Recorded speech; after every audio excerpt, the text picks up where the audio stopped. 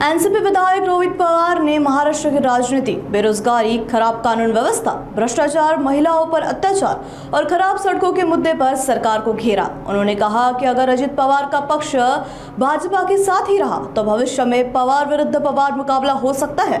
रोहित पवार ने युवाओं की आत्महत्या के लिए रोजगार की कमी को जिम्मेदार बताया है। बीड के डॉक्टर पर लगे लैंगिक शोषण के आरोपी पर कार्रवाई की मांग भी की है और पश्चिम बंगाल हिंसा व ममता बनर्जी के बयान पर भी प्रतिक्रिया दी है।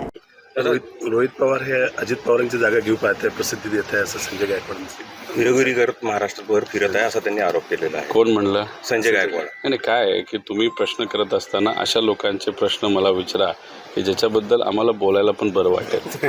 आता आपण जिजाऊंच्या भूमीमध्ये आहोत। जिजाऊंच्या भूमीमध्ये असताना तिथं जर महिलांबद्दल बोलताना जर एखाद्या व्यक्तीला तारतम्य नसेल तर मग या भूमीचा अपमान आहे असं मला वाटतं।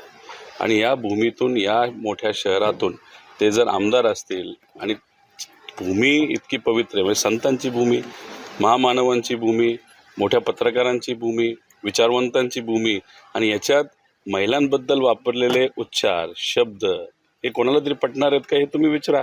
त्याच्याचबरोबर तुम्ही बोलत असताना महाराजांबद्दल बोलता आणि बोलता बोलता तुम्ही महाराजांचा पण अपमान करता, ही त्यांची लायकी आहे। त्यामुळे अशा लायकींच्या लोकांबद्दल आपण बोलून न तुमचा, न ऐकणाऱ्यांचा, न माझा त्याच्यामध्ये वेळ गेला पाहिजे असं मला वाटतं। संजय राउत ने कहा है कि मुख्यमंत्री फडणवीस जब से बने हैं और वो गृह मंत्री भी है तब से लॉ एंड ऑर्डर बिगड़ चुकी है, उन्होंने नैतिकता स्वीकारते हुए इस्तीफा देना चाहिए। क्या लगता है आपको? देखो, अगर आंकड़ेवारी आप देखेंगे तो आंकड़ेवारी यही कहती कि 2014 के बाद महाराष्ट्र में लॉ एंड ऑर्डर की सिचुएशन बहुत ख़राब हुई है। उसी के साथ जातिवाद, धर्मवाद बहुत हाई लेवल पे वहाँ पे बढ़ा है।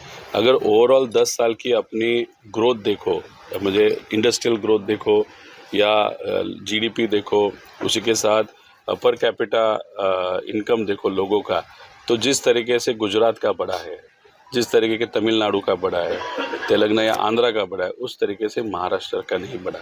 उसी के साथ अगर आप सिचुएशन देखो, महिलाओं के ऊपर अत्याचार वो अनफॉर्चुनेटली वहाँ पे बढ़ते जा रहे हैं, करप्शन के केसेस वहाँ पे बढ़ते जा रहे हैं। तो कहाँ ना कहाँ तो भी कुछ तो गलत महाराष्ट्र में हो रहा है।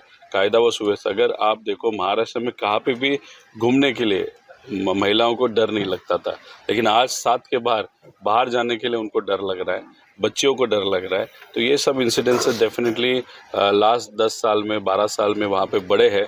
इसके पीछे कौन जिम्मेदार है वो देखना पड़ेगा।